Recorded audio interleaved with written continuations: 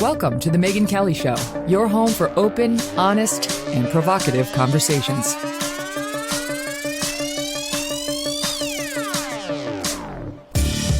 Hey everyone, I'm Megyn Kelly. Welcome to the Megyn Kelly Show. We have a great program for you today. Later, we're going to speak about the latest on January 6th and the criminal cases brought and conspicuously not brought when Julie Kelly joins us. She has a new book on the events of last year. She has been following this case more closely than anyone. But first, a border crisis is made glaringly obvious in disturbing, shocking new videos. We'll show them to you and get into it. Plus, what happens next at the U.S. Supreme Court? Will Vice President Kamala Harris become Justice Harris? Joining me now to talk about it all, plus his recent dust up on the Dr. Phil show, is Matt Walsh, host of the Matt Walsh Show on the Daily Wire, and General, you know what, stirrer, which is one of the things we love about you, Matt. Welcome back. Hey, thanks for having me again. I appreciate it. Okay, so let's just start with, I want to get to Kamala in one second, but can we just talk about this video that has now been released? It's been leaked, okay, and it sort of shows what the Biden administration is doing when it comes to our southern border and illegal immigrants in this country. 2 million came into the country last year under Biden's watch, and he's breaking records month after month in terms of our southern border. The mainstream press won't cover it, and it came out in October, thanks to the New York Post, that the Biden administration, putting a bunch of illegal immigrants on charter flights down from, I think it's Texas, Fort Bliss, Texas, if I'm not mistaken, and putting them all over the country in the dead of night, including practically my backyard here, Westchester County Airport. And they got caught. And now what's happened just this week is 51 minutes of footage was obtained under a Freedom of Information Act request by former Westchester County Executive Rob Astorino. This is a Republican who's running for governor in 2020. So he gets his hands on the footage. And I just want to play it because what you're going to hear is a conversation between Sergeant Michael Hamborski, who's expressing his frustration. Now I'm quoting from a Miranda Devine piece in the Post, that local police have been giving no information about these flights arriving after curfew at the airport in breach of security protocols. And a federal contractor who's kind of saying, man, you know, I'm not in charge here. I'm just doing what I was told to do. So watch this and listen. I want to be somewhere where the spotlight. Yeah. You want to try to keep it down low as possible. A lot of this is just. No, I get it. I just, like I said, stuff that we don't tell people because what we don't want to do is attract attention. We don't want the media. Yeah. Like we don't even know where we're going when they tell us. I get the whole secrecy and all this, but this is even about my thing. Yeah. You know what I mean? And why? You know why? You know why? Yeah, I know, but why? Yeah. That's why. Come on. No, but what's the big secret? Everybody knows it's happening. You know why? Because if it gets out, the government's betraying the American people. If this gets out, the government is betraying the American people, says the contractor to the police officer on there. They know. They know. These flights were occurring nightly from August until they were busted by the Post in October. And the guys on board are saying, we don't even know. The bus driver said to I think it was the cop, we don't even know where we're taking them. But they have these shepherds, these chaperones. They get on the bus and tell us when they're on. This is insane, Matt. Yeah, I mean, it is. It's also, on one hand, I want to say it's amazing. On the other hand, I'm not amazed at all because I know that our government has no respect for our national sovereignty at all. And there's a certain futility that I feel when I listen to footage like that, because on one hand, they're caught red-handed.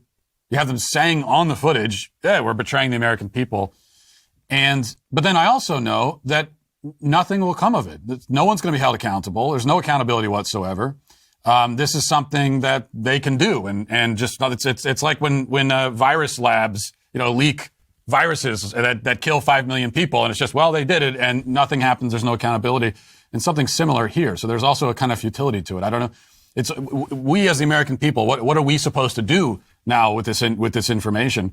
I suppose that's something to keep in mind when we get to the midterm elections. That's one thing that we can do, but there's still that kind of futility to it. But it's infuriating, isn't it? It's like Mr. Unity and Transparency, who is going to have a different kind of presidency, and you hear an exchange on the tape between these guys. The officer says, well, the contractor says he says we're not allowed to have our picture taken when we get on base. The guy's sort of handling the immigrants, and the cop says, uneffing believable. Who's by that? DHS?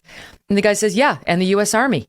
You're on a federal installation, but DHS wants everything on the down low. And then the sergeant asks another contractor, why do you come to a small airport like this one, Westchester? And the response is, you don't want to be somewhere the spotlight is. You want to try and be as down low as possible. A lot of this is just down low stuff that we don't tell people because what we don't want to do is attract attention. We don't want the media.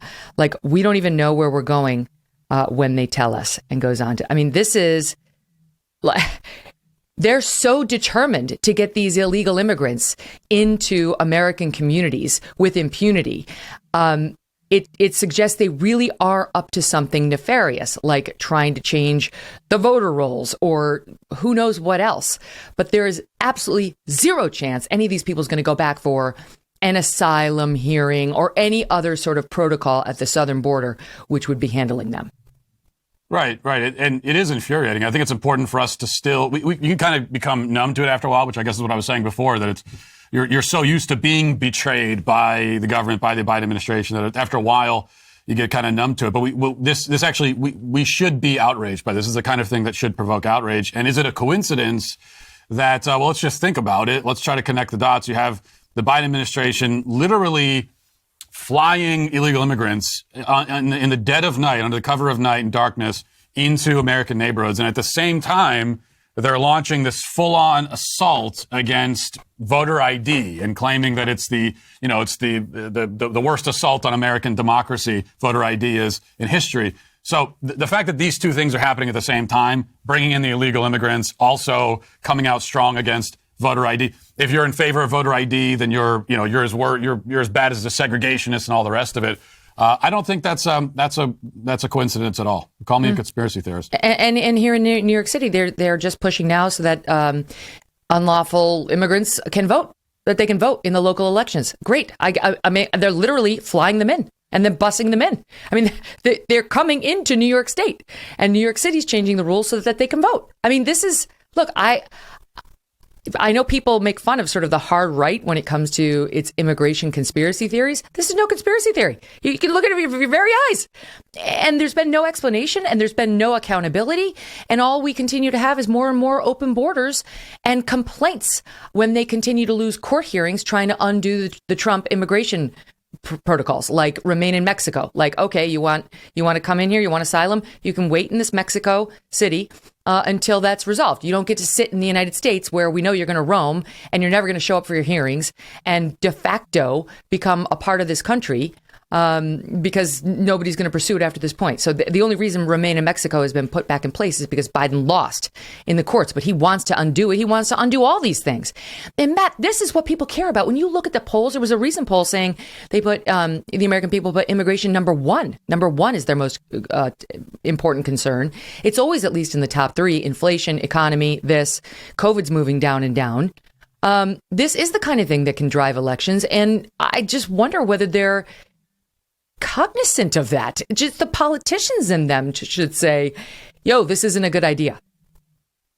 Well, they're cognizant enough to say they don't want the media to find out about it. Although even there, it's like they don't actually, you don't need to worry about the media because most of the media isn't going to talk about this anyway. It's very particular media outlets and people in the media that would talk about it. But it's a conspiracy. It is a conspiracy, but it's not a theory. We know that it's happening. As you point out, there's an open effort to make it possible for illegal immigrants to vote. So it's really simple. It is a conspiracy, but it's very simple. You bring them in and then they can vote and they're going to vote for you. It's a really simple kind of connection. And, you know, the American people do care about the sovereignty of their country. Imagine that, because we live here and we care about the United States continuing to exist in any kind of discernible way. Because if you open the borders and you get rid of them, then what even is the United States anymore? They care about that. And I would dare say that most Americans care much more about the sovereignty of their own country and the borders of their own country than the sovereignty and the borders of countries 6,000 miles away. So I can't help but, compare this to, say, all of the fretting over Ukraine. And we're being told by some people in the government that, we need to be very concerned about this and we need to help Ukrainians protect their border and all that sort of thing. Well, what about ours? I mean, what about protecting the sovereignty of this country that we live in? I think that's what most people in this country care about. Yeah, there was actually some being considered a plan that might see as many as 50,000 American troops go to Ukraine. Why don't we send some to the southern border and preserve our own country's borders and security down south? Because there's zero interest in doing that. I heard a report recently about Australia. It was in the wake of the Novak Djokovic thing where they kicked him out and they wouldn't let him play in the U.S. Open because he hadn't been vaccinated. And he said he had a medical exemption because he'd had COVID the month before. And he was indeed granted one by one of the sort of the local communities. But then the Border Patrol at the sort of more federal level, when he got there, said, no, that's not going to fly. And they wound up kicking him out. He didn't play in the Open.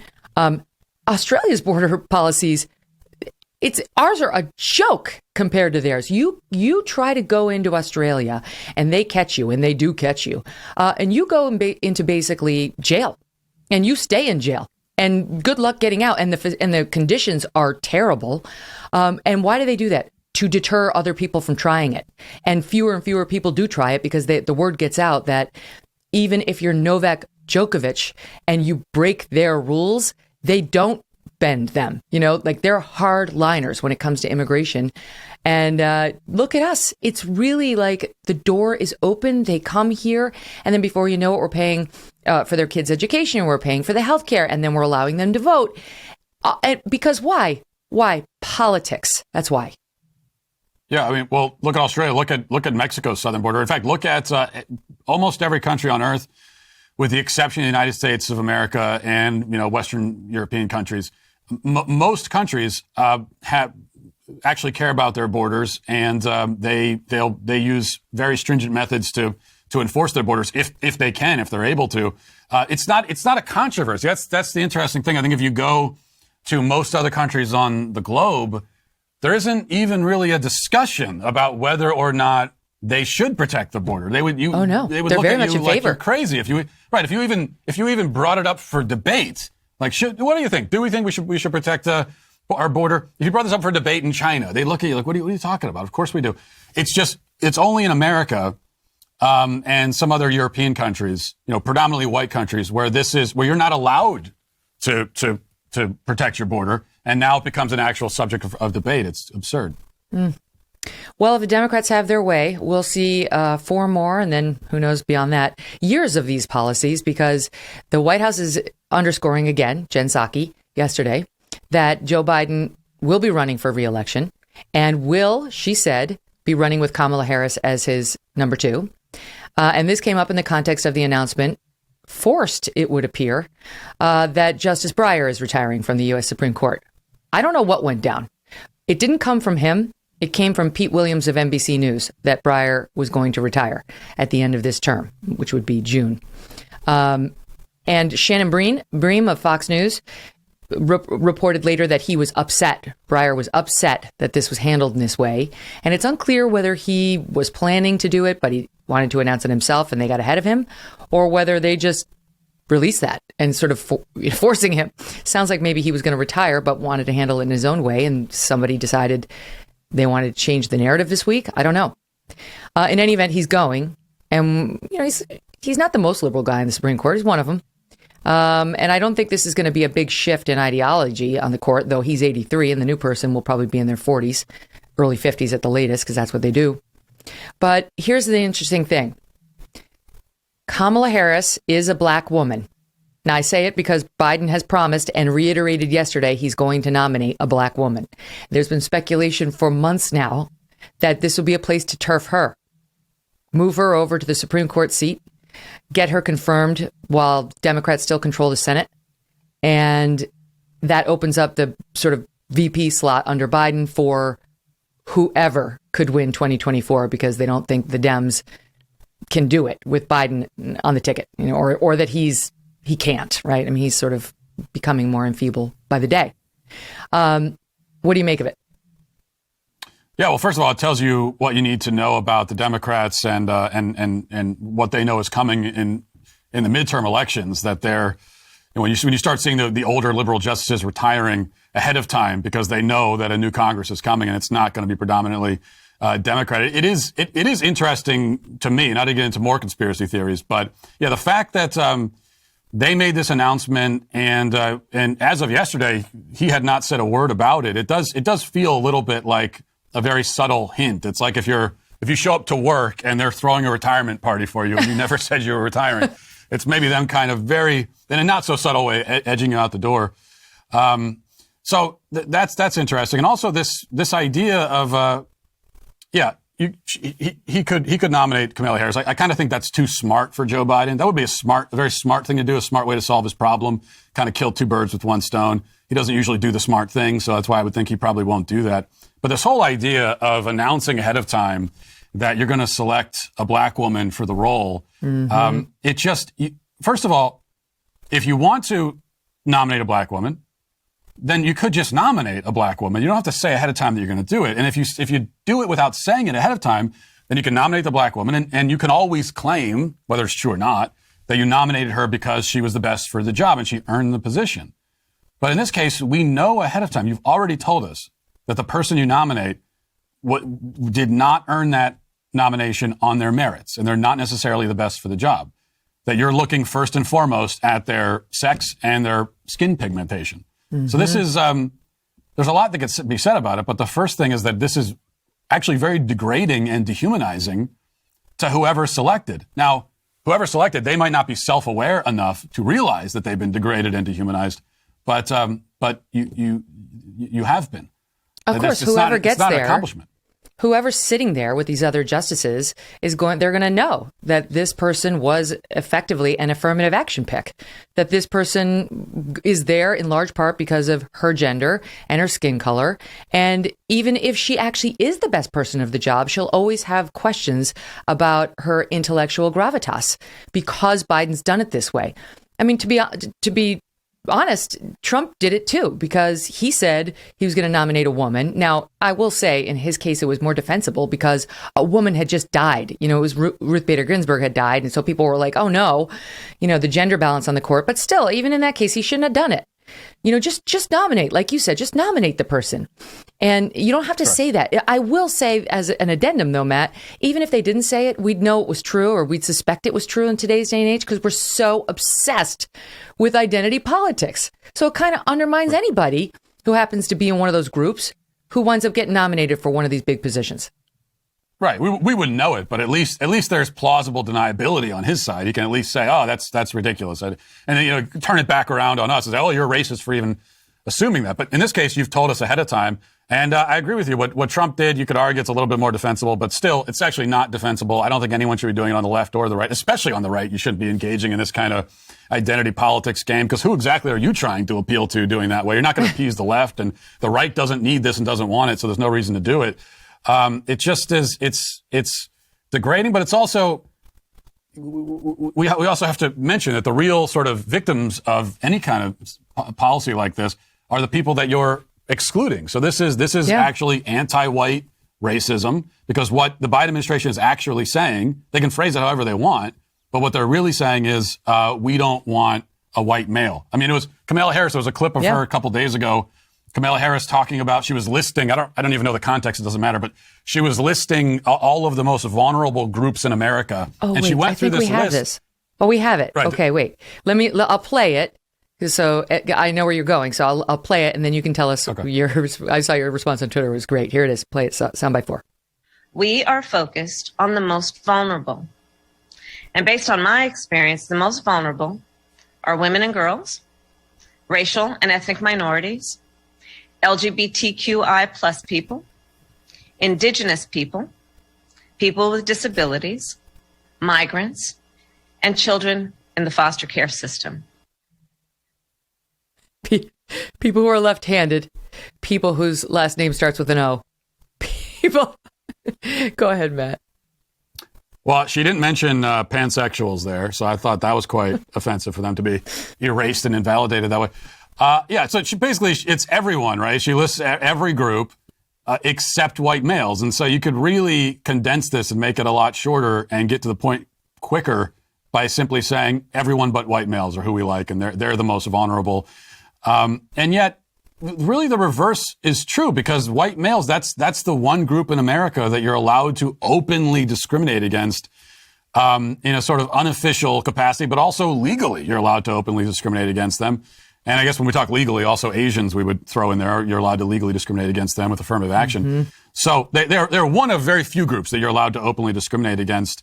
And last time I checked also, by the way, I'm pretty sure, and I'm not a lawyer myself, but I'm pretty sure it's not legal for a government official to declare ahead of time that certain races are excluded from a certain position in government. Mm-hmm. It's not legal to do that in the private sector either, but especially not in government. But it doesn't matter. They can do it, and no of course it's like this obsession, right, with certain races and with women. I'm trying. I don't want to misspeak because I haven't totally investigated the ethnicity of every Supreme Court justice, but I don't think we've had an Asian justice. I don't think we've had an Indian justice. So what about that? We've had black justices. We have female justices.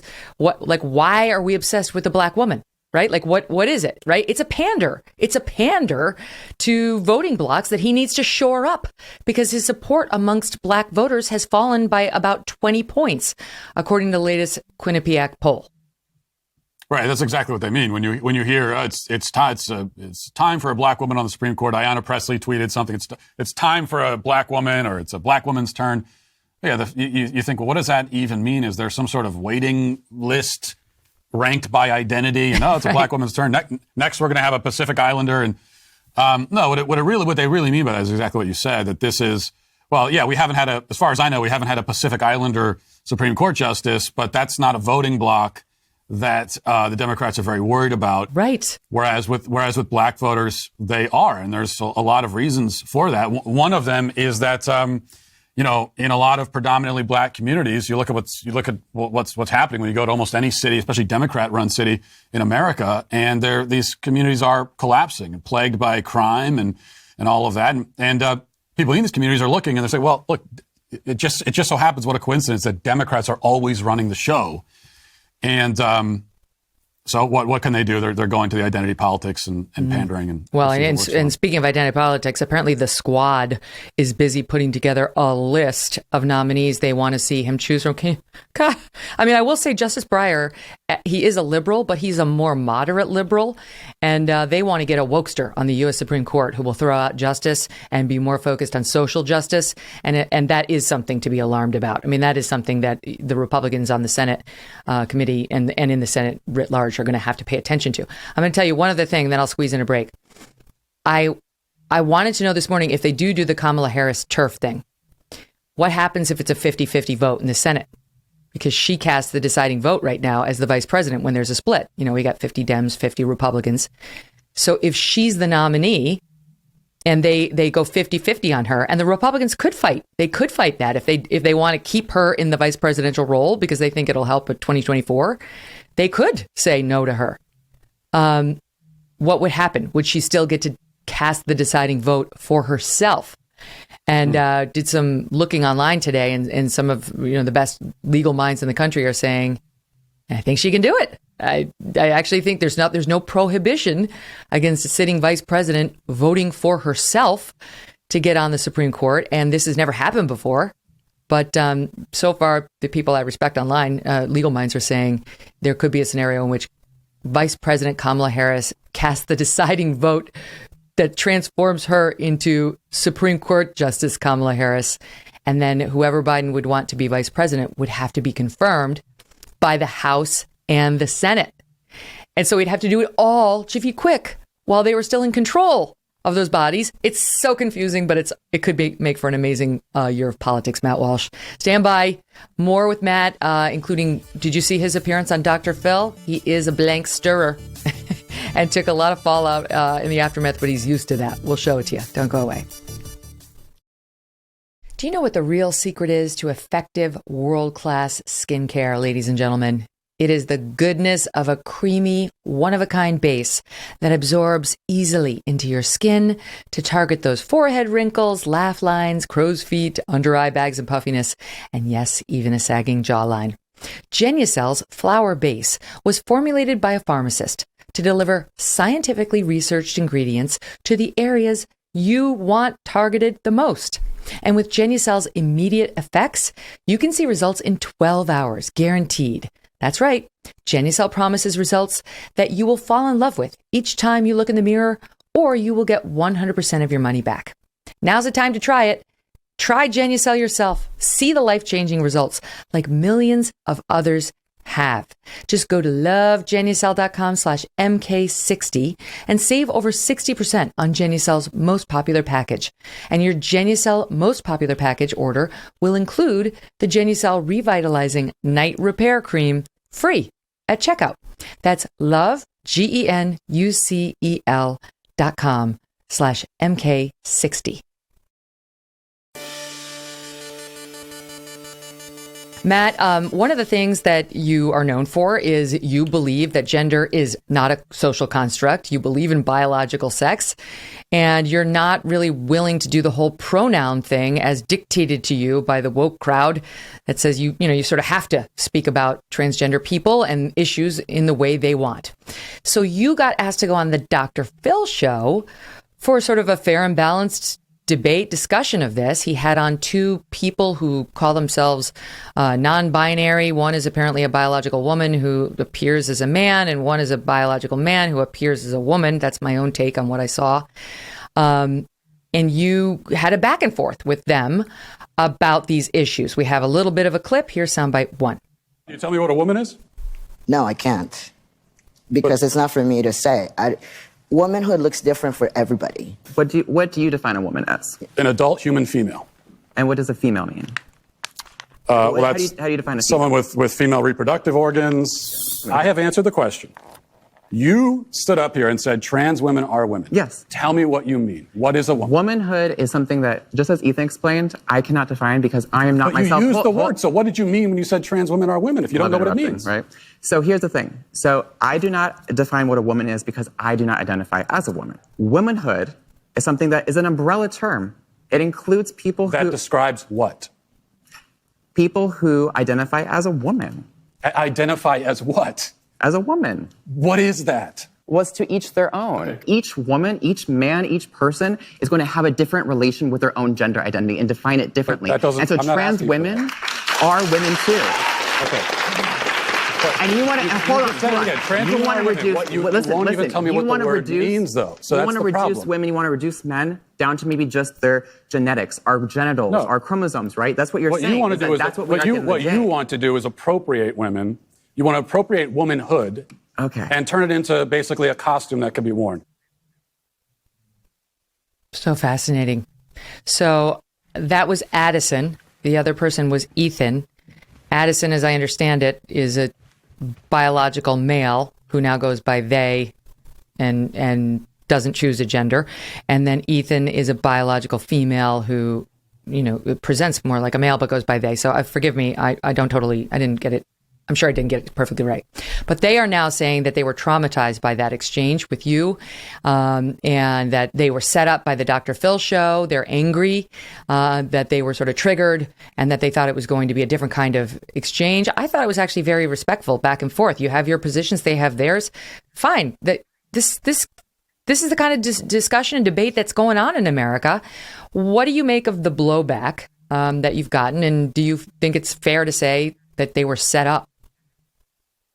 Oh, absolutely not. I mean, that's completely absurd. They also said that they had nightmares because of that exchange, and they're spiraling into depression and all this kind of stuff. What I can tell you is that, this is my first time appearing on any show like Dr. Phil before, and I didn't know exactly what to expect walking into it. But we all had the exact same information going in, which is just kind of like a rough outline of what the show will probably be like, and just kind of basic information about each person that's going to be on the panel. They had that information too. And then I walked into it knowing that I was going to be outnumbered for at least a good portion of the show on the stage. And I was. I came out. By the way, the two quote unquote non-binary people, they had one whole segment to themselves before I even took the stage. I was pacing around backstage listening to them drone on nonsensically for like 12 minutes before I even got out there. And then I came out and it was me versus the two of them. And then they brought a woke professor in who's a communications professor, but somehow she's their gender expert. They brought her in. And so it's 3 against 1. And I had the entire audience that was against me, which may seem like that doesn't matter, but actually optically, like that's a challenge because when, as we saw in the clip there, you heard in the clip, if someone says something and it's totally inane and ridiculous, but they get applause in the crowd, it makes it sound like they're right. And so that's another hurdle you have to get over in a debate. And so it's amazing to me that in spite of all of that, they are the ones who go home claiming that they were set up and that they were bullied when it was like 70 against 1. It's completely ridiculous. But here's when they say that it's not what they expected. Here's what they mean by that. They knew that someone like me would be out there. I don't know if they knew it was me, and they might have known it was me. They just didn't know who I was. So they knew that there'd be someone supposedly on the other side. And they've probably had discussions like this in the past with somebody, quote unquote, on the other side. But what they're used to and what they expect is that they're not actually going to be challenged. They're used to being they coddled. thought that I would. Right. They thought I'd have a few basic talking points and that I wouldn't really challenge them. And what you know about most of the people that espouse gender ideology in general is that they just simply have never actually been challenged on any of this stuff. And all you have to do is pull one little thread and the entire thing comes unraveled. All you have to do is, you listen to all the stuff you heard there. All you have to do is ask, like, what do you even mean by what you're saying? And that is enough to not only make their argument fall apart, but they'll spiral into depression. So it's really quite amazing that it was interesting where they took it, right? Like a woman is whatever any individual wants to say it is. And this is one of the frustrations of this whole thing. It's like, I think a trans woman is a trans woman. I don't think a trans woman is a woman. A woman is something else. A woman is somebody who is born with certain gametes. This is how it was explained to me by Deborah So, and so on. Like, it is determinable. And there's a clip of you as well talking about that, how it's in your DNA, and you can tell from a skeleton that's 2,000 years old what its gender was. But it's also just growing up as a woman, having the experiences of a woman, and all the stuff that comes with the first of being a woman and so on. And I'm not at the same place as you are. I will absolutely use somebody's preferred pronouns. It doesn't bother me. I don't want my kid being asked for his pronouns though. I don't want to be asked for my pronouns. So I don't mind referring to them as whatever, she, he, whatever it is. But that doesn't, I don't have to give up what a woman is, which is special to me and to most women, in order to be inclusive of and respectful toward them. Yeah, you shouldn't have to give it up. I mean, that's who you are. To have to be asked to give up the definition of who you are as a person is that's much more than a bridge too far. The other thing that they said there when they were dancing around it is, and I've heard this before, this response of, I can't define it because I'm not a woman. Well, first of all, how do you know you're not one if you don't know what it is? Second, I mean, you're not a table, but you could probably tell me what a table is. You could probably tell me what an apple and a bird are. I mean, you can tell me about what a lot of things are, even though you're not those things. So that, again, that doesn't make any sense at all. And but people like this, they walk around their whole lives and say things that make no sense, and no one ever calls them on it. And that's what's so frustrating for me. When it comes to the pronoun thing, by the way, most of the time it really should be kind of a non-issue, because when you're talking to someone directly, you're not using their pronouns, you're using their name, or you're not using anything, you're just speaking to them, right? The pronouns only come up most of the time when they're not in the room with you and you're referring to them. And this idea that someone can tell you how to refer to them when they're not even in the room is narcissistic in the extreme. I use an example on Dr. Phil about it. It's like if I assigned you preferred adjectives and you can only use those adjectives to describe me when you're talking about me. That's not up for me to decide, because when someone uses an adjective about me, it's about their perception of who I am. That's what they're trying to convey. They're not trying to convey what I think I am. Okay, but let me ask you about that. So, I mean, there is a scenario in which you use somebody's pronouns. Like I'm sitting here with Abby, and I could say, well, Abby, she's a mother of two, right? Like she's here, she's hearing me use the pronoun. So yes, of course, there would be a scenario in which you say it and they're there. But what does it because I get this back from my own viewers all the time, and they say, like, you don't have to play that game. That's a biological man. You just call him a man if it's somebody who's a trans woman. And I just don't agree with that. I feel like, life is short. Be more loving. This is how they want to be referred to. It doesn't hurt me. I don't think it really hurts anybody to go with it. I understand it doesn't make them an actual biological woman to call it. Like, I just feel like, to be loving and kind, why wouldn't I do that? What's the answer to that?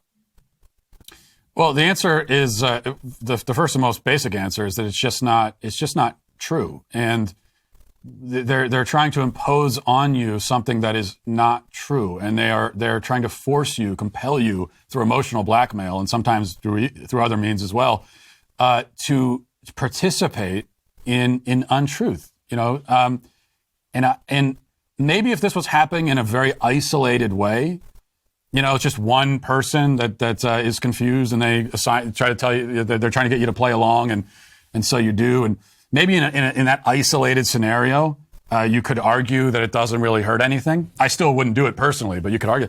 But we're not in an isolated scenario. I mean, this is part of an overall campaign to change language, to change how reality is perceived. I mean, you can't separate the pronoun question from that overall bigger issue of, are we going to retain, a semblance of truth and reality in our culture or not? And the manipulation of language is a big part of that. So I don't think you could separate it. Let me stay on my devil's advocate lane here, so right? Because I know you debate this stuff all the time. So, and I don't really give that much thought to it. But how is it different from, let's say I dye my hair black tomorrow, and I want you, when you're referring to me, if you're going to talk about me, you're going to say she's got black hair from this point forward. You're going to, because it will be black, but it's not naturally black. And it's not actually black. It's been dyed. So, like, how is it different from that? Like, what the truth is, what it actually is, but I've changed it, and now you're just going to go with that. Well, first of all, I think hair color doesn't get down to a person's identity in nearly the same kind of way. But also, if you dye your hair black, then even if you dyed it, it is a factual statement to say your hair is black. But, I mean, we don't usually, when you're referring to someone's hair color, you're not getting into the particulars on how it ended up that color. It's just like that. You haven't spent enough time in circles of women, because yes, we do that all the time. And then we move on to the breasts. I'll step back because I'm not a woman myself, right? So, because I know what that word means. But it is still a factual statement, right? To say if someone dyes their hair black, like, it is factually true that right now their hair is black. Whereas if someone says, call me a woman, and they're not, it's just not factually true. I think the better analogy here for using hair color would be if someone had blonde hair and didn't dye it, but demanded that when you refer to their hair, you call it black. Now, you might, again, in an isolated environment, maybe just to satiate this weird person, you might do it, but I still wouldn't, because I would say, no, it's not black. And who are you to demand that I just say something that's not true? Well, their responses, what she said to you, what they said to you on the show is that it basically comes down to this: sex is what's between your legs, and gender is what you think between your ears. It's how you perceive of yourself. And so, whenever discussing someone's gender, what they think about where they fall on the spectrum is the only thing that matters. Well, there are a couple of problems with that. First of all, they draw this distinction between sex and gender, which is an entirely invented, artificial, incoherent distinction that was, for most of human history, we talked about males and females, men and women, and it was the exact same thing. And then, in the 1950s and 60s, guys like John Money, who came along and said, oh, actually humans have a gender also.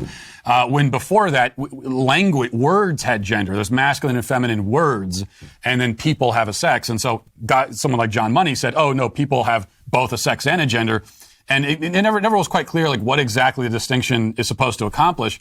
But then they made this distinction, but then they have also collapsed the distinction. They're the ones who conflated. And in fact, in that same episode, the Dr. Phil episode, they brought a woman on who's raising a genderless baby, quote unquote, because the baby can choose their own gender. But she said that, on the baby's birth certificate, there's an X there, right? It doesn't list male or female, so he can choose it. Well, hold on a second. But the birth certificate lists sex, not gender. So I thought you just said they're two different things. So this is the game that they can play. It's this sleight of hand where they can kind of they can change it no matter just whatever they need, Well, whatever and they need also, the reality to be in the moment. To take it one step further, you'll have trans people. I've had trans people on the show who try to correct me and saying like, you were born a male, you're a biological male who identifies now as female. And I got corrected on even that. You can't even say biological male or born a male because they're like, that's not true. I was actually a female, even in the womb. It's just my genitals didn't reflect it and my gametes and my chromosomes didn't reflect it. And it wasn't until I sort of came into my own that I could tell the world I was actually a woman. And I was always a woman and there's nothing about me that's not a woman. It's like, well, now you really are asking me to play make-believe. Right, exactly. And that's what I'm talking about. They conflate the two. They say, oh, sex and gender are different, but then they say trans women are women.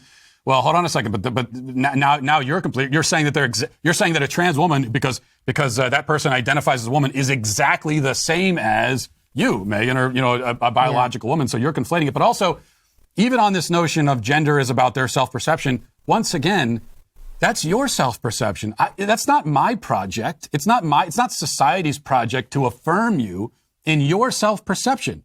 That might be how you see yourself and how you see reality, but that's not how I see it. And so this idea that I have to now affirm that your self-perception is something that I have to validate, it's up to me to do it, I just absolutely reject that. And I would also say one other thing about this pronoun thing, because you might, and I've heard this from plenty of people, just want to be polite and say, well, I'll just use the pronouns. Okay, well, now these days, we're in a brave new world and things are changing very fast. Now they have things like neo-pronouns, and they talked about that in the Dr. Phil episode, too, before I was up there. No, yeah, I'm not doing it. Right, Z, Zer, Zem. Well, that's if someone says, I identify as a Zem, it's like, what does that mean? It doesn't mean anything. There's tree gender. There's tree gender. There's moon gender. You only know your gender when the moon comes out. So with that person, we're just going to be like, over there, that one. Well, I'll let you know at like midnight. No, it's absurd. Right. Now you really do. And I'm like, that it is morphing past the point of absurdity. And it's like, I want to be loving and I want to be accommodating. I don't want to be unnecessarily provocative or divisive, but I also want reality to be acknowledged. There is biological sex and some of us don't believe gender is a social construct. And if you want to live your life as the opposite sex and be referred to by certain pronouns like the ones that we all know, I'm cool with that. But I've got my limits. I don't know, Matt. All of this sort of shows the sticky wicket that this issue is and the morass in which we find ourselves when something that we thought was settled just suddenly in the course of a couple of years becomes completely unsettled. And actually they've flipped it so much now that even saying something like you were saying, you sent out, what was the tweet you sent out where they took your tweet down? It was like, the best female swimmer in America is a man. The top public health official in the Biden administration, female, is a man, or something like that. And it got taken down because you're referring to the biological sex. But even to say that, taken down. So we're on shaky ground. Hey, yeah, it was hate speech, I was told. And then how do they define hate speech? It's if you say something that harasses or threatens somebody else. Well, hold on a second. By saying, of course, it's not a threat. And how is it even harassment? I wasn't speaking directly to the people. I didn't even say their names. I just referred to them, and that somehow qualifies as harassment. And that's kind of what's at stake here, because we go along with it for a little bit, and then they just keep going and give them an inch, they take a mile kind of thing. And I kind of resent it because what they're doing is they're exploiting. Most people they don't like confrontation. That's just most people. And most people want to be polite, and that's in a vacuum. It's good to kind of be that way. And I realize I kind of have an advantage because I like confrontation, and I don't care what anyone thinks. So and you're the hoopster, right? So it's like that comes in handy here, but normally it's good to be a polite person, and so they're kind of exploiting that. And they're saying, well, if you want to be polite, then just go along with it. And then you do, and then you go a little bit, and then they say, okay, well, you still want to be polite, right? Well, okay, now you got to go a little bit further and a little bit further.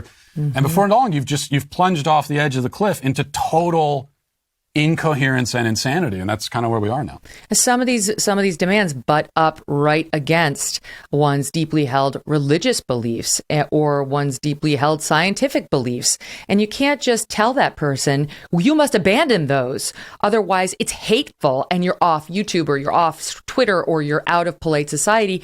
The whole world was in this other camp up until a couple of years ago. It's really not okay what they're doing. And I don't even see it necessarily as the gay marriage issue, where I felt like I was in support of gay marriage before it was legal. And I said to my gay friends, people will come along. They will. Just give society time. It's going to come along. I don't know about this one. I'm not sure. I don't see us getting to a place where we're talking about people's moon gender like it's a normal thing. Those people are glommers anyway. I don't believe they have gender dysphoria. They're glomming on. They just want to sound special.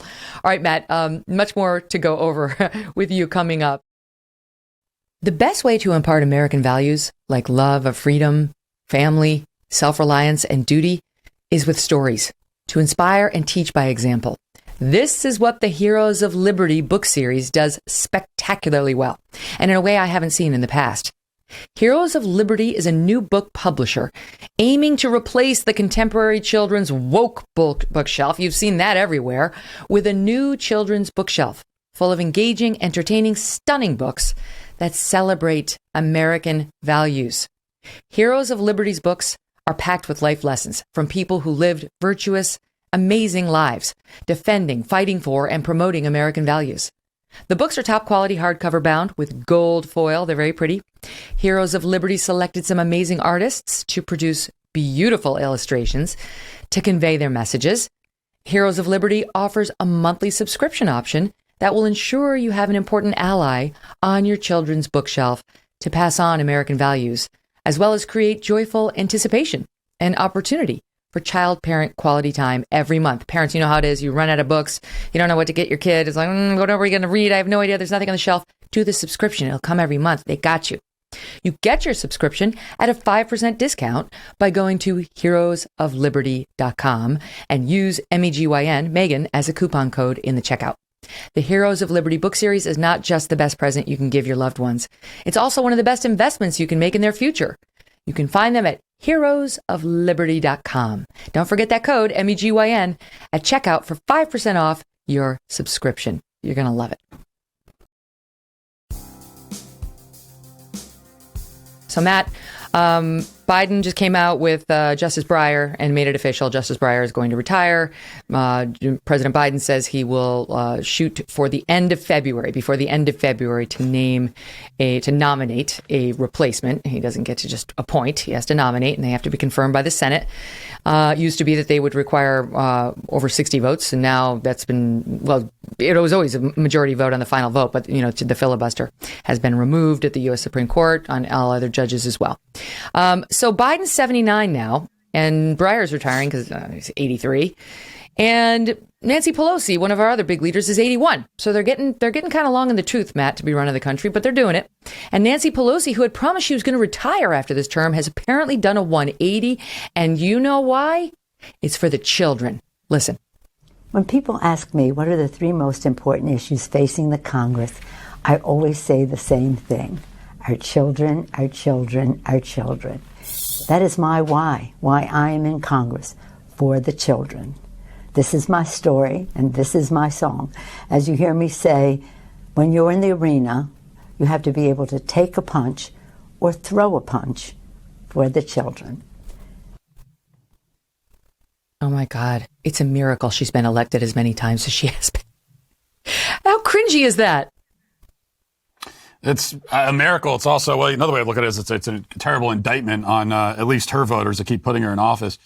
I would like for her to, it tells you something that she can say for the children, because she realizes that generally speaking, as a politician, you're supposed to pretend to care about kids, but she can't say anything more than that because she doesn't know. It's like, well, what about children are you concerned about? Or what are the great threats facing children? Can you talk a little bit more about, because I really do believe that our most solemn responsibility in any civilization is to protect your children, right?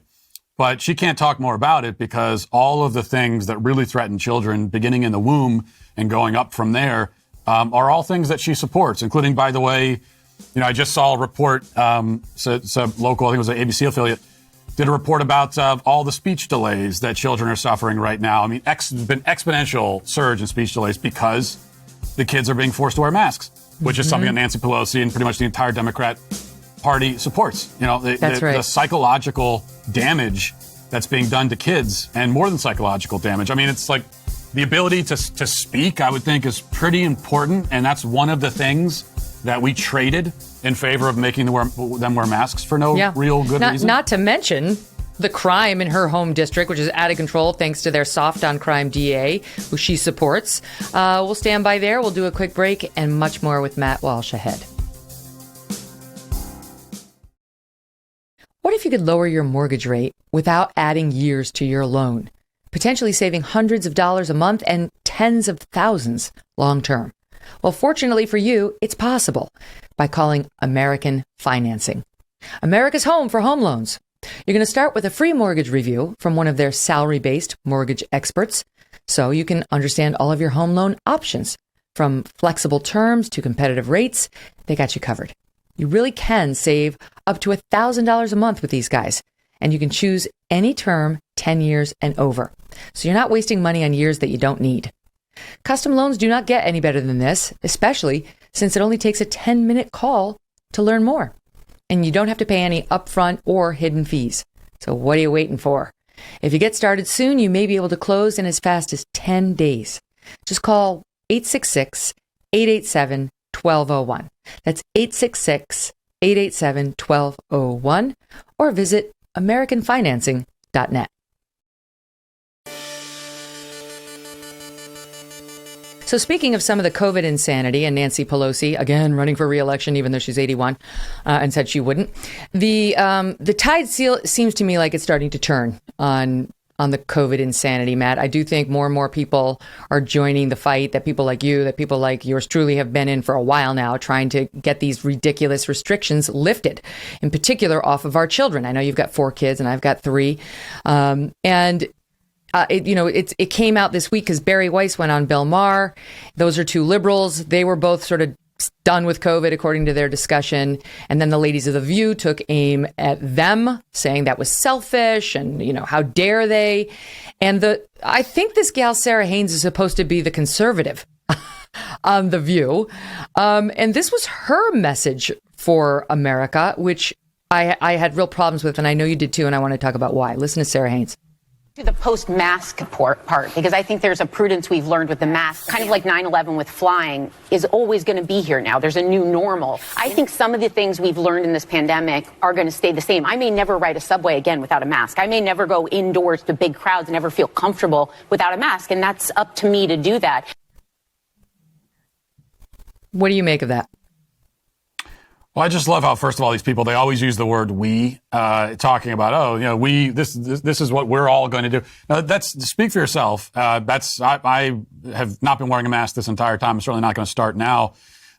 What she's really talking about and kind of bragging about, she seems to be proud that she's been conditioned, her spirit and will and mind have been broken in a significant way. And she's been conditioned by the government, to act this way. And she seems to be proud of that. Like she talks, I think she said in that clip there, or often you hear about how the things that we've learned in this pandemic, right? Yeah. Because of what we've learned, and that's why, yeah, she did say it there. We've learned certain things, and that's why I'm only going to wear a mask on the subway or when I'm in large crowds. Well, what do you think we've learned exactly? What have we learned during the pandemic related to masking that you didn't already know? I haven't learned anything. And it's not because I'm not listening or I'm not open to learning. But what have we learned? We knew that germs existed before this. We knew viruses existed. We knew that medical masks existed. Like, you knew about all of that stuff. You knew what medical masks were supposed to do, what they're designed to do. And yet, before the pandemic, you would go out in public all the time without a mask. You would never even consider putting a mask on. It's not because you didn't know about any of this stuff.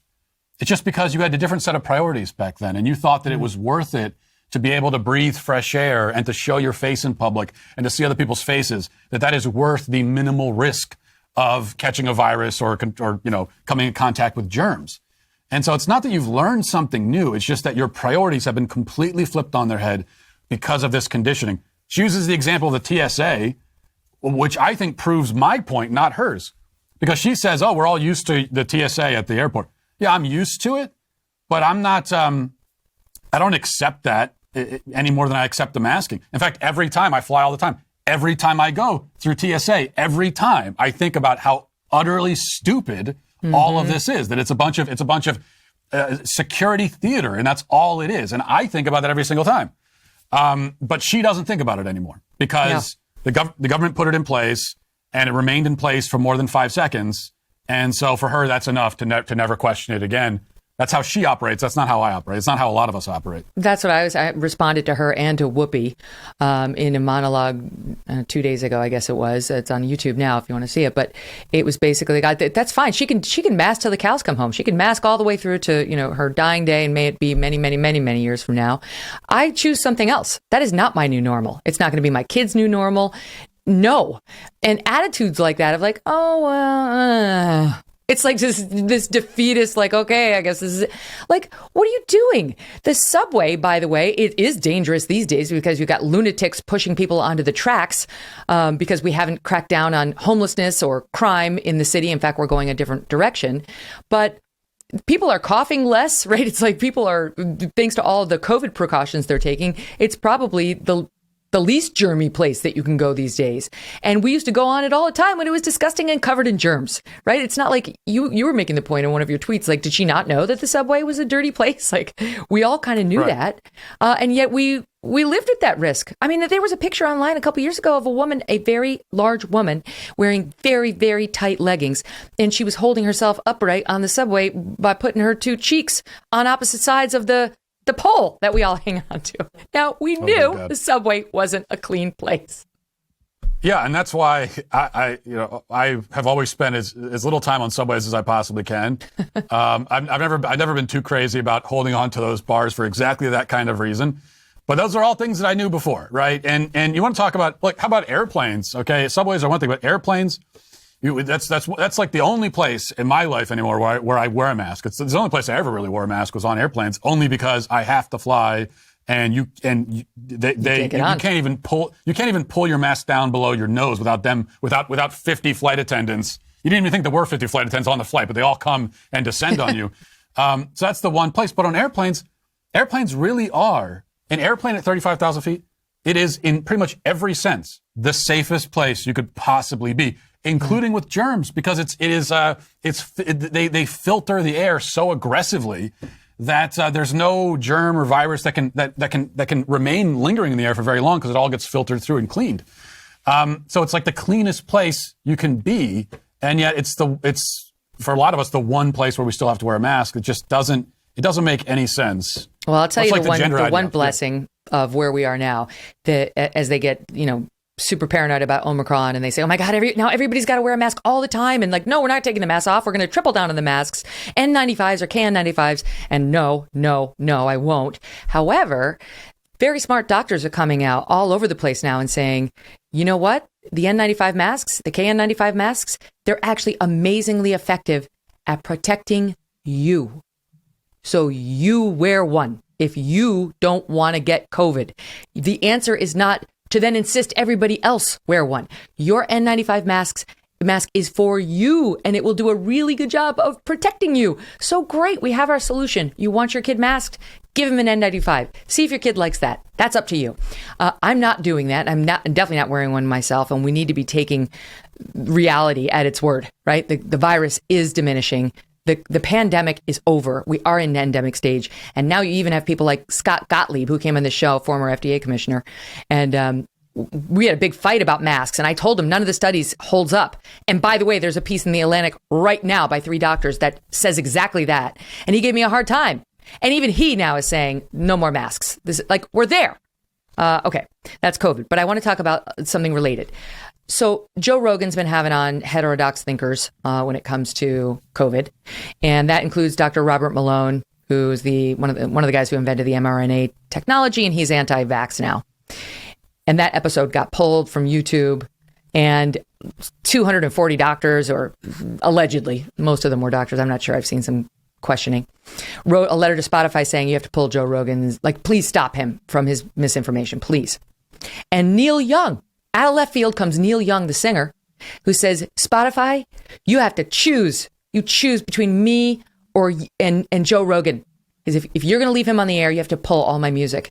So Spotify, of course, pulled Neil Young's music. And now there's some guy who's a producer for The Big Bang Theory who's trying to make this a bigger thing, tagging tons of artists, Taylor Swift, you name it. It's like all the names in music saying you should follow suit. Everyone should be cracking down on Spotify. Pull your music or make them pull Joe Rogan. What do you make of it? Yeah, well, first of all, I love that. The Neil Young story is one of my favorite stories of the new year. Just the one of all the guys to try to pull that move. I mean, I don't think anyone can really pull it because Joe Rogan is the most valuable asset that Spotify has. But for Neil Young to try, it's like I said, it's like if I went, I'm at the Daily Wire. If I went into the offices here and said, "Hey, guess what, Daily Wire? It's either me or Ben Shapiro. Who are you going to choose?" They're going to have to think very hard about it. They're going to say, "Oh, we'll take Ben then." Okay, well, never mind. Forget I said anything. I'll go back to work. But it blows my mind really that we're doing this with Joe Rogan. I mean, when did Joe Rogan become this right-wing extremist? He's not even. I'm not sure how he exactly would identify himself on the ideological spectrum, but I don't think he calls himself conservative, and I certainly wouldn't call him that. No, he was a Bernie guy. Yeah, he's basically on the left, but the only difference is that he's willing to talk about things, and very often it's interesting that the things that get him in trouble. Sometimes it's what he says, but a lot of times it's just what other people say to him. It's the fact that he's allowing people onto his show and he's letting them speak and he's engaging with them.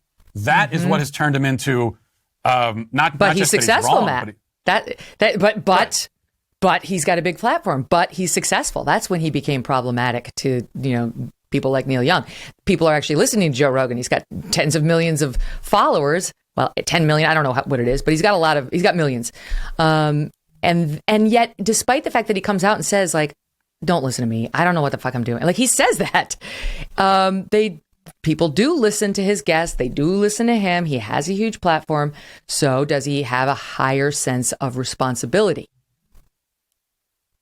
Well, I think it depends on what we mean by responsibility. I think your responsibility, if you're doing a show, it depends on how your show is. But if you're doing an interview show, then your responsibility is to bring people on and interview them and let them speak. I think that's the best thing that you can do is to just expose people to different kinds of interesting ideas, and that's what I like about Joe Rogan. It's not even really the political stuff necessarily, but he'll bring people on to talk about all kinds of different things. I think that's what's made Joe Rogan Joe Rogan. That's why people like him, is because they're going to be exposed to all kinds of different ideas. And so I think he's very much fulfilling his responsibility in that regard. He doesn't hold himself out as a journalist. Like, if you're looking for journalism where you then confront the person with facts that contradict what they're saying, or et cetera, you don't go to Joe Rogan. You shouldn't go to Joe Rogan. Same as you shouldn't go to Jon Stewart, who was a comedian and wasn't in the business of truth telling either. But unlike Joe Rogan, he wanted people to believe he was. Only when he got in trouble would he be like, I'm a comedian, I follow a clown. So it's kind of the opposite. Joe Rogan's out there saying, don't listen to me. Do not listen to me. I'm like a talk show host. I'm having fun. Like, I'm very popular, but I'm not a journalist. And yet the media continues to treat him as if he is. They want him to behave like Walter Cronkite. And he keeps saying, that's not my business. Anyway, we'll see whether any of these other musicians listens to the guy from The Big Bang Theory. All right, in other weird news that I have a need to talk about, have you heard about this monkey story? I have, yeah. So these monkeys, this happened in Pennsylvania, happened last Friday for the audience that doesn't know. There was a driver who saw a pickup trailer that had crashed. So she stops to help. Good for her, first of all. And she looked inside of one of the crates, because there are all these crates scattered, and a monkey hissed at her. That's not good. That's when you're like, I'm just going to call the authorities. I'm just going to be back in my car on the phone with 911. And now the woman's being treated for rabies.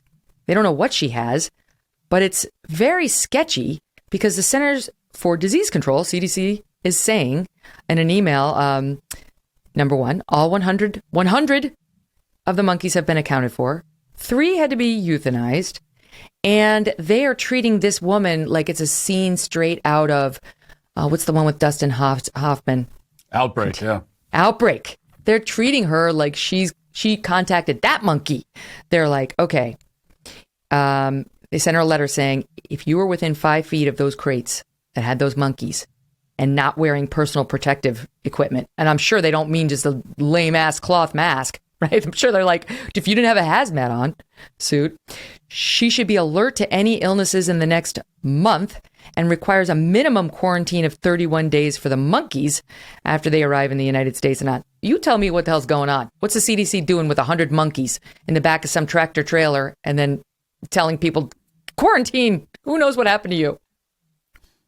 Yeah, that's a good question. I think that one rule of thumb that maybe we never thought we'd really have to talk about is that, and I appreciate she's being a good Samaritan, but maybe just don't try to help clean up spilled monkeys on the highway. No, if you don't see do it. If you see a tractor trailer flipped over and there are ominous cages with sounds coming out of them, just keep driving and let other people handle that. But it's just amazing to me. I think, as I mentioned at the top of the show, that so we know what happened in Wuhan, even if they won't tell us. And then down in South Africa with Omicron, there's really good indication that might have come out of a lab as well. But of course, they'll never tell us the truth about any of these things. So all we can do is speculate. And now we've got infected monkeys, a whole truck full of virus-infected monkeys just being driven down the highway. And I think about, if I want to build a patio in my backyard, I got to get 13 different permits to do it. I tried at one of our older houses. We wanted to renovate the inside of the house. We were renovating the inside of the house, and someone from the county showed up in our driveway and said, "So what are you guys doing around in here? What's going on?" It's like, it's the inside of my house is what I'm doing. So get the hell off my property. But that's the kind of red tape that we have to navigate just to do things on our own property. And yet apparently these virus labs can deposit pathogens all over the globe and spill virus monkeys on the highway, and there's no accountability. No one is held accountable. Doesn't appear to be much regulation in place. It's kind of amazing to me. It is amazing to me. It's like, oh my God, like there's one transport going from the southern border, taking people who are in the country illegally into the dark of night cities across America. And who knows how many transports with animals that apparently are being used for experimentation on whom we have no idea what viruses have been released. Like, okay, because there was a while there where they hadn't all been caught, the 100 monkeys. So it was like, well, where are they? Pennsylvania is very close to New York. I got an interest in this.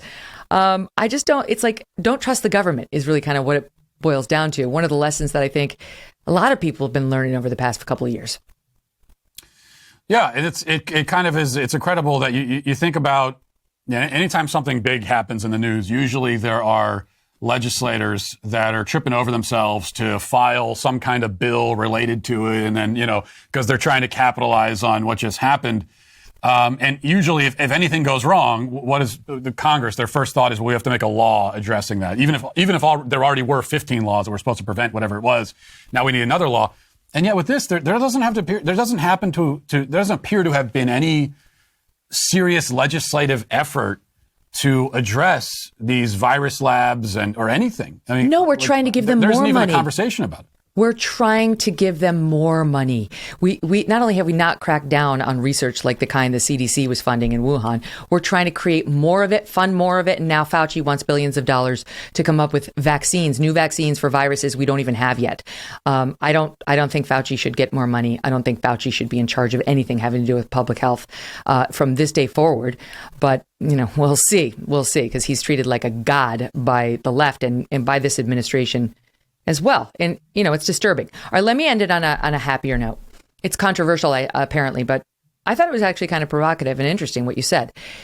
You said something to the effect of arranged marriages would probably do a damn sight better than the way we find one another in this country, and sort of taking aim at the way people date these days and try to find love. Do I have it right? Like, what was your point and why do people not like it? They didn't like it because, there are some people that don't like anything I say on any subject whatsoever. But, we were talking about the modern dating scene. I don't think it's controversial to point out that the modern dating scene is kind of a toxic wasteland. And I am very grateful. I'm grateful for a lot of reasons to be married, but I do feel much like, the guy who escapes a burning building and looks back and it collapses right as he comes out the door. That's kind of how I feel being married, having escaped much of the current modern dating scene. And so I think everyone kind of, especially single people, agree that it's not an ideal scenario. And so I'm trying to sort through like what's going wrong. And there are a lot of things, but I think one of them is that all of the dating has migrated online. And not just online, because back when I was single, we had dating sites, which you'd have a whole long profile and you get a subscription, and it was a much more involved process. Now they have just the apps, and really it's just a picture of someone. It's just, you're making decisions based on a profile picture, and you're swiping, and that's how you're engaging with people, is by swiping them one way or another. And one of the issues with that is that there's so many choices. It's almost like there are too many choices. And I think this is a defining feature of modern life. I'm certainly not the first person to notice it, that we have too many choices everywhere. You go to Netflix, and most of us have multiple streaming services. You can watch any movie that's ever been made, any TV show, and yet how many nights do you flip through kind of looking desperately for something and you can't find anything, even though you have everything? So oftentimes there can be too many choices, and it has this paralysis kind of effect. And I think that's part of the deal with dating, where you have there's no limitation. It's not like in the old days where the dating pool was confined to your geographic location, and that's what you had to choose from. And at least that kind of whittled things down. And now there are no limitations. On the extreme opposite end of that would be something like arranged marriage, where there are no choices. It's just your families kind of set this up and say, here you go, here's who you're marrying. Now, I don't look at that as the ideal scenario. I don't think that's the best way to approach it. But I actually think that that's better than what we do right now. Don't they have a lower divorce rate? Don't arranged marriages have a lower divorce rate than our marriages? Much lower. I think it's like something like 3 or 4%. And a lot of that has to do with the fact that the cultures that have arranged marriages or used to have them, they also frown on divorce quite a bit more than we do. We used to too. Yeah, we used to also. So it's interesting how cultural attitudes can affect that. But it's not the most ideal, but it's better than what we have. And that only speaks to how bad our current system is. I think the best kind of way of approaching it is more of we put dating to the side, forget about dating. We go back to what they used to call courting. And that's dating with a purpose. That's dating intentionally. And what you're doing there is going in, both partners know that they're looking for the person they're going to marry. And so this is kind of an interview process. And that's the end point. And that going in. And then that also tells you, if you get to a point in the relationship where you can't marry this person or you don't want to, then there's no reason to linger on for another 5 years. You just cut it off there and you go and you try to find someone else. I think that could solve many of the problems. That's so good. I don't disagree with any of that. I know that you and your wife have a great relationship, and I love watching some of your fun back and forth online. There's something she tweeted out something to the effect of, I brought Matt dinner when he came home from the Dr. Phil show, in response to which he said, when they bring me dinner at the Daily Wire, I usually get 2 sides and an appetizer or something like that. She was like, does anyone have some arsenic or something I can sprinkle on the next serving? So it sounds like she has a healthy sense of humor, which I'm sure both of you need. I appreciate you coming on. I appreciate you talking about this stuff. I know you get a lot of incoming. We need voices like yours. We need people who aren't afraid to take incoming and who are willing to talk about hard issues, whether you agree with them or not. We're getting to a place where it's all about censorship and having the, quote, proper opinion, and that's bullshit. So love you, Matt. I'm a big fan. Thanks, Megyn. Really appreciate it. Thank you. All right. See you soon. Coming up, Julie Kelly is here to talk about January 6th and her new book. This is the woman who has been paying attention to every single case that's been brought. I mean, there are hundreds of them. What the government's doing, what it's not doing, who it's not going after, and what she's gleaned. And she's going to bring us up to date on the very latest next. Joining me now is senior writer at American Greatness and author of the new book, January 6th, How Democrats Used the Capitol Protest to Launch a War on Terror Against the Political Right. Julie Kelly. Welcome back, Julie. Good to have you. Hey, Megyn. Thanks so much for having me on. Okay, so more than anybody I know, you've been following these cases, individual cases, and there's upwards of 700 of them, so it's a lot to keep track of. Give us an update. You last came out in June to tell us the number of people who had been held, who weren't given access to videotapes and other evidence, who basically were wasting away. You had predicted it would be about a year with no charges and no trial, and now we're at a year. So give us the landscape, 30,000 foot now and where we are. So there are roughly 730 defendants in the Justice Department's unprecedented probe into the 4-hour disturbance at the Capitol on January 6, 2021. And they are arresting new people every single week, mostly charging them with misdemeanor offenses such as disorderly conduct or parading in the Capitol. But to your point, Megyn, what is most alarming is the existence of political prisoners in the United States. We now have more than 70 men who are being held, denied bail under pretrial detention orders that have been demanded by this Justice Department, signed off on by federal judges. Nearly probably 40 of them right now are in this DC, I call it the DC gulag, that is part of the DC prison system that has been set aside specifically for January 6 defendants. There are a few dozen others in prisons across the country. To your point, now they've all been charged, but some of them face nonviolent charges, and none of them have been convicted of any crime. Meanwhile, their trials keep getting delayed, and you will have some men who will be held behind bars for 18, 19 months at least until they even have a chance to go to trial and defend themselves. This is what's so nuts. You look at the soft on crime DAs that have been elected across our country. We just talked about one in Chicago, who the sheriff now in Chicago is complaining because he says he's got 100 murderers, people who have been charged with murder, awaiting trial, accused murderers, who are on house arrest, awaiting trial with a little anklet. Murderers, including one who's accused of shooting a little 7-year-old girl outside of the McDonald's there. They can sit at home, watch TV, be with their families, no problem. Meanwhile, these guys who are looking at, for the most part, trespass charges, misdemeanor are sitting in jail because they're treated like they're the worst of the worst, because that's how Democrats see them, given the nature of their alleged crimes. Well, that's what I talk about in my book, Megyn, about January 6th. This is the 4-hour disturbance at the Capitol has been used as a pretext to launch a war on terror against the political right. Well, when we have a war on terror, what do? You go outside of your authority, government authority. You detain people without representation. In a lot of cases, they can't even access their defense attorneys. Most of them have to rely on public defenders in Washington, D.C. You can only imagine the political views of those lawyers. And so they really are caught up in a rigged system, from prosecutors to federal judges to public defenders, and of course the media, who are treating them as badly, maybe even worse than Al-Qaeda terrorists. At least Guantanamo Bay detainees had some people, some like libertarian groups or civil rights groups who were demanding that they were treated humanely. We've had none of that. These guys have January 6 defendants. They have you. No offense to you, but you're a one-woman reporter. It's like there's no like massive legal team trying to swoop in and just make sure that their rights are being protected. I thought about it the other day because when we had that terror attack down in Dallas with that guy who flew in from the UK and held the 4 people hostage at the synagogue, he wasn't on the no-fly list. He wasn't red flagged, even though he had been under terror investigation in the UK. He had a long list of crimes on his record and shouldn't have been allowed into the United States.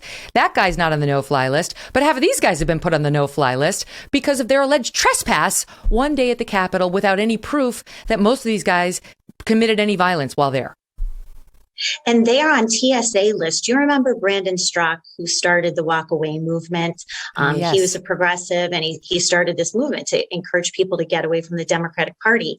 He was charged, his life basically destroyed. He pleaded guilty to disorderly conduct earlier this week. He has been put on a TSA fly list. You should see what he's had to go through anytime he needs to travel. But yet we have, refugees pouring in from the southern border. You have the FBI and DOJ, National Security Division officials say they have no idea how many people are flooding in from countries of special interest, meaning harbors of terrorists. But yet Brandon Strzok, who's done nothing wrong, has no criminal record, pleaded guilty to disorderly conduct, never even went into the building, is on a TSA fly list. This is crazy. And this is, you and I have talked about this before. No one, not you, not I, is excusing the truly bad actors who were there that day, who hurt others, who hurt cops, who hurt others. They can go to jail, and good, that's where they should go. But we are treating all 740 plus of these people like they're all the same, like they all committed violence and wanted to engage in a coup. And a lot of them just got swept in. They were kind of like, what are we doing? Okay, we're going in. Yeah, no one's stopping us. Okay. Oh, shit. Wait, what? Right? I mean, not all of them, but a lot of. So there's no distinction between the groups by those handling these cases, or for that matter, by the press that covers it. Let's talk about a couple of specific cases, because there have been some updates. There's one. All right. Ray Epps. Just for the audience that's not familiar with that name, tell us why he's interesting. He's interesting because he was caught on video numerous times encouraging people to go into the Capitol that day. So he was basically the night before and the day of telling people go inside the Capitol building, directing people to the building. He was on an area that was allegedly restricted access. Yet he has not been charged with any crime, and no one at DOJ or FBI can explain why. There are suspicions that he was working for the FBI or for some other government agency. The January 6th committee came out and said that they interviewed him. He's not with law enforcement, was never an informant. And then came back 2 weeks later and said, oh, by the way, we're going to formally interview him.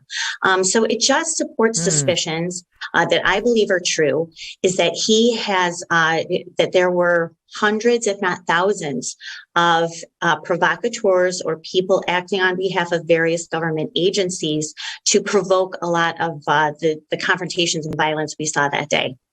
So there's no evidence of it yet. We're curious. I'm looking at their statement. They say, the House committee says, the select committee is aware of unsupported claims that Ray Epps was an FBI informant, based on the fact that he was on the FBI wanted list and then he was removed from that list without being charged. Then it goes on to say, the select committee has interviewed Mr. Epps. Mr. Epps informed us that he was not employed by, working with, or acting at the direction of law enforcement on January 5 or 6 or at any other time, and that he's never been an informant for the FBI or any other law enforcement agent. He informed us. That doesn't really answer the question. That Mr. Epps said that to the committee. Mr. Epps may have said a lot of things to the committee. I would really like to know. And was it Ted Cruz ask an FBI spokesperson about this and say, was Ray Epps working for the FBI? Now she seemed to deny it, but we haven't closed this circle entirely. Well, two things. Representative Tom Massey confronted Attorney General Merrick Garland a few months ago in a hearing and played the recordings of Ray Epps, encouraging people to go on the Capitol. Merrick Garland had no idea who he was talking about or who Ray Epps was. But then in a separate, what you're referring to, Senate Judiciary Committee hearing, Ted Cruz and Tom Cotton confronted Jill Sanborn, who was a top counterterrorism official at the FBI. Ted Cruz asked her twice if there were any FBI agents or informants who either engaged in or incited violence on January 6th. Megyn, she refused to answer the question. Yeah. She said, I can't answer that. We know there were hundreds. That's right. We know there were hundreds, if not thousands, of undercover FBI agents. We know this because DOJ officials, and now has been reported in Newsweek, a bombshell article earlier this month that said hundreds of elite FBI forces, agents were deployed to the Capitol that day and later that afternoon. Megyn, I've watched as much video of January 6th as anyone, photographs. I've never seen anyone identified as an FBI officer walking around trying to, do his job or prevent violence or move the crowd away. None of that. So who were they? What were they doing? So there's plenty of justification to suspect that the FBI and other government agencies were deeply involved, not just in what happened that day, but in planning for it ahead of time, which I do talk about in my book. Well, it's relevant. It's relevant. It's not to say that they caused everything that day, but if they had a hand in it, if they encouraged people, so it'll certainly be relevant to the criminal defenses that these men assert while on trial. We're seeing that in the Governor Whitmer case right now, right? There was this plot to kidnap the governor, and it was horrible, and she came out and said it's horrible. Then it turns out that something like half of the guys involved were FBI agents who were stirring it up and encouraging it and saying, is everybody on board? We're going to kidnap her. Okay, here we go. And the defense is going to be entrapment. We were entrapped by the FBI. they were the ringleaders. They lured us into it. That could work. Might not, but it could. Okay, let's talk about Stuart Rhodes, who's the leader of the Oath Keepers. Who's Stuart Rhodes? Who are the Oath Keepers, and why are they relevant? So Stuart Rhodes is the founder of the Oath Keepers. He founded it in 2009. It is allegedly a violent armed militia group filled with white supremacists. That's what we've been told. And so the Oath Keepers were involved in the Capitol protest. One group, Megyn, walked into the Capitol building in a stack formation. They stayed inside for 20 minutes. They didn't break any windows, destroy any property. They brought no weapons, which is weird for a militia group, didn't attack anyone, walked out. Another group of 2 or 3 men walked into the Capitol, had a confrontation with police. I'm told a cop hit one of them. He punched back. They left 5 minutes later. No weapons. They had no orchestrated plan to overthrow the government, as we've been told. But they started rounding up and arresting people within 2 weeks of the January 6th protest, including elderly disabled veterans. They were dragging off to secret prisons. But oddly, person one, Stuart Rhodes, who is person one in all of the conspiracy indictments, hadn't been charged. And so some of us started raising this issue. Darren Beatty at Revolver.News, who's done extensive detailed investigative work into January 6th, really started saying, well, if he's person one, he's responsible for this conspiratorial attack on the Capitol. Why is he still a free man?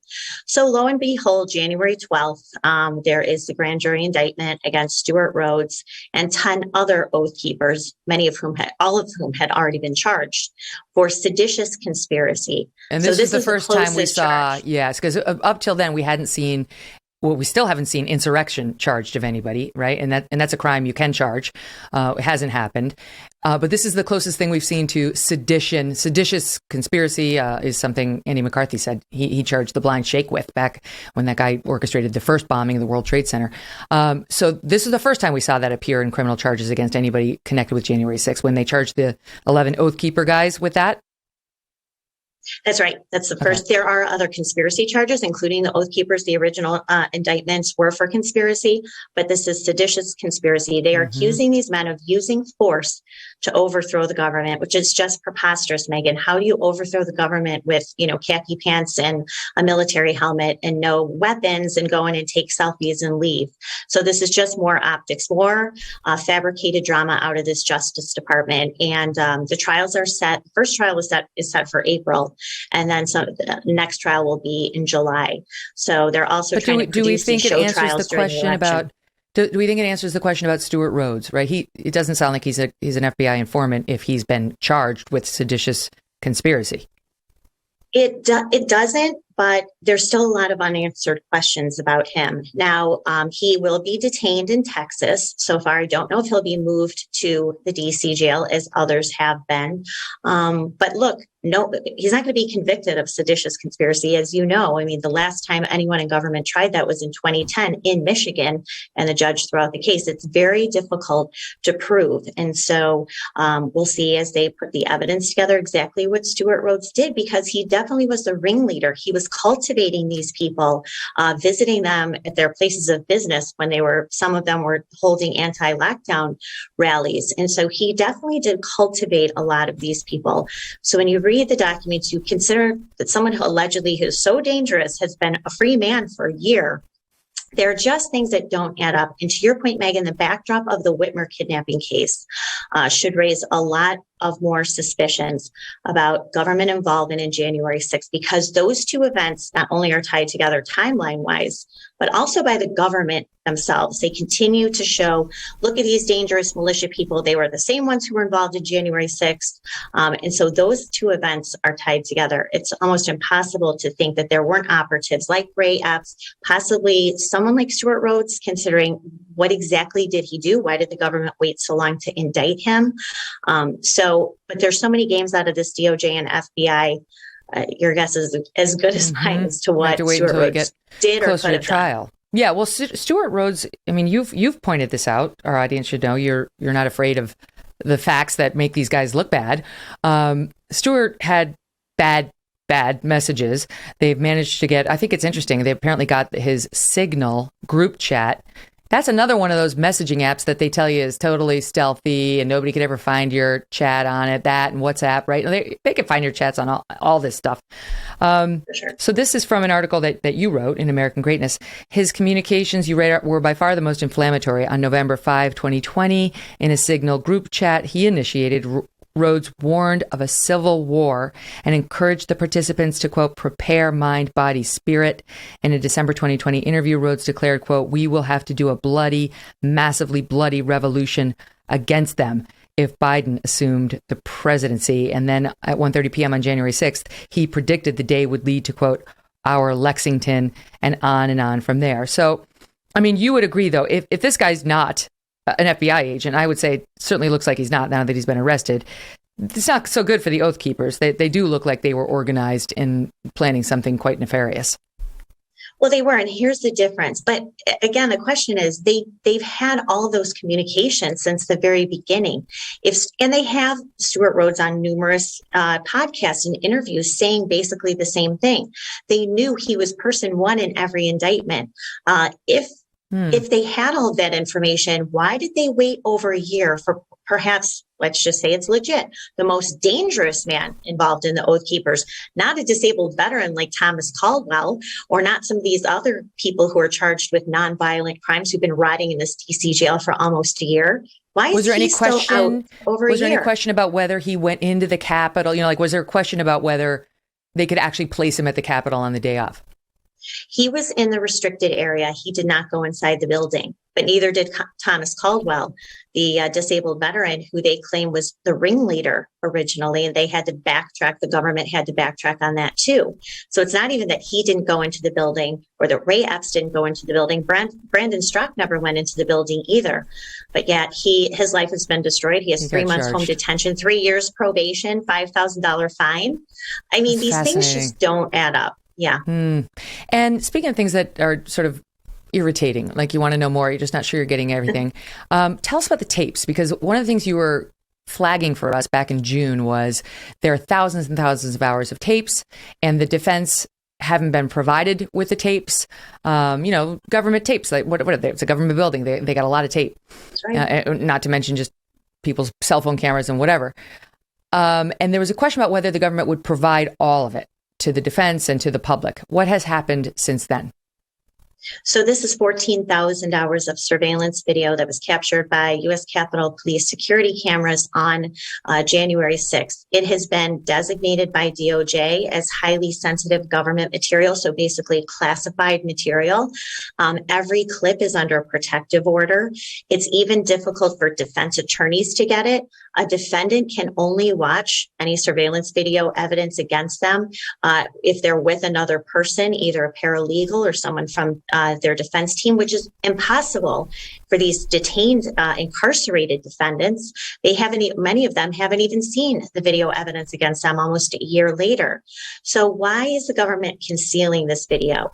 If, as Liz Cheney and the January 6th committee says, the public should know the full truth about what happened, well, this would be the best way to do it, right, Megyn? We could see what happened inside and outside that building from noon until 8 o'clock. Who was outside on the Capitol grounds putting up this light fencing? Who put up the gallows? Remember the news that they said people were going to hang Mike Pence on? Who constructed that? We still don't know. What type of informants or agents or government undercover or plainclothes officers were inside and outside the building before anyone arrived? Why are they hiding this? Well, we know because some of it has been opened up and released to the public. We saw a 40-minute clip that clearly shows Capitol Police allowing hundreds of people into the building near the Senate side. We also saw, and I talk about this in my book, police officers beating, attacking, kicking, punching, dousing protesters with tear gas. These are people who are not doing anything wrong. This is a big reason why they want to keep this under wraps. But they say the reason they're not producing the other half of the tapes is it's just irrelevant stuff. It's thousands of hours to go through, and there's even in the discovery laws, if it's not responsive, right, you don't produce it. And they're basically saying it's not responsive. It's a bunch of irrelevant nonsense. That's right. So they have said of the 14,000 hours, only 7,000 hours are relevant to the investigations. Okay, well, let's see them. I mean, even if we just saw between, 1 o'clock, noon and say 4 o'clock or 5 o'clock that day on the Capitol, we don't have to see what's happening in all the other House and Senate buildings. I mean, certainly that's irrelevant to what was going on inside the U.S. Capitol. But why is the government covering this up? The J6 committee, to my knowledge, hasn't even admitted the existence of this trove of footage, which seems a little bit weird for these truth seekers who want to make sure we get to the bottom of January 6th. The truth seekers who want to put the hearings on in prime time because they're talking about what big ratings it would get. I mean, they want to be admired. That's what they want. They want to be, stars. They want to look like they're doing something that'll gin up Democrats' anger and outrage. It's just it's so wrong. Can we talk for a minute about the bombs at the DNC and the RNC? Mm-hmm. So that story hasn't gotten much play at all in the mainstream media. Tell us what happened and why it remains controversial today insofar as what law enforcement has done. So allegedly, pipe bombs were set outside of the DNC and RNC headquarters on the evening of January 5th. Now, these headquarters are located to the east of the Capitol building. Just so happens a woman was walking near an alley by the RNC about 10 to 1 on January 6th. She saw what she thought was a pipe bomb, a kitchen timer, I think a piece of plastic, some wire. She alerted a security guard at the RNC who notified Capitol Police, and that activated their bomb squad. This really started, I think, the whole kind of fear atmosphere that day, as people were learning and congressmen were being alerted that there was an alleged bomb threat near the Capitol building. Police then discovered a similar device near the Democratic National Committee, just a few blocks away from the RNC. So they evacuated a few of the House buildings. The DC bomb squad was there, U.S. Capitol Police. They took the devices, allegedly detonated them, and that was that. So why now, more than a year later, when we're still tracking down trespassers, have we not found the suspect who allegedly set these explosive devices? Also, Megyn, what was just revealed is that Kamala Harris was in the DNC headquarters when the pipe bombs outside of that building were located. Now, wouldn't you think that the FBI would pour all sorts of manpower and resources into tracking down whoever set a bomb outside of a building where a sitting U.S. senator was and incoming vice president? But to your point, it's been completely memory hold. I mean, the FBI, to my knowledge, they said there's $100,000 reward. They have some grainy video that we're not even sure if it's the person who actually set them. But there's no urgency in tracking down that suspect or suspects. We have no details about any investigation into the devices. We have no report from the FBI that explained what the device was. So it's just a little odd that something that was so momentous on that day has been completely memory hold. No one even talks about it, and we have no suspect in custody. That's crazy. I mean, think if January 6th hadn't happened, they would have devoted the entire FBI to figuring out who tried to potentially bomb those two places, as you point out, especially with the vice president-elect sitting in one of them, and nothing. Right. Most people don't even know it happened.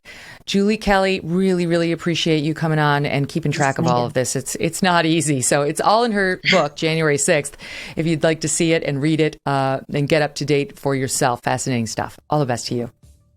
You too, Megyn. Thanks. Very exciting news about tomorrow. Set your calendar, your alarm, all of it, because guess who our guest is? Dr. Laura, it's happening. This is going to be so fun. We're going to turn the tables on one of my favorite and your favorite radio hosts ever. That's tomorrow. See you then.